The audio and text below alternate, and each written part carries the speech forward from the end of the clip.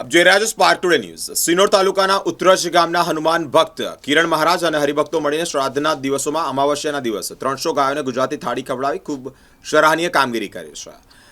ઉત્તરાજ ગામના હનુમાન ભક્ત કિરણ મહારાજ તેમજ મોટા ફફડિયા ગામના હરિભક્તોએ ભેગા થઈ સિનોરમાં આવેલા જૈન ધર્મની ગૌશાળા જ્યાં નિરાધાર ગાયોને રાખવામાં આવી હોય તેમાં નિરાધાર પશુધન રાખવામાં આવ્યું છે। આ બધા પશુધનને ગુજરાતી થાળી એટલે કે રોટલી, દૂધપાક, ભજીયા, દાળ ભાત અને શાક તેમ ગાયો પાસે મૂકી તેમને પેટ ભરીને જમાડ્યું છે। આજે સિનોર પોંદરાપુરની અંદર અમાસના દિવસે છેલ્લું હરાજ છે એ અમે અહીંયા જમાડવા આવ્યા છે। ગુજરાતી થાળી, રોટલી, દૂધ, ભજીયા, દાળ ભાત, શાક અને અમને દર સાલ દાદા આવો ને આવો માતાજીને દાદા અમને આવો ને આવો અવસર આલે છે।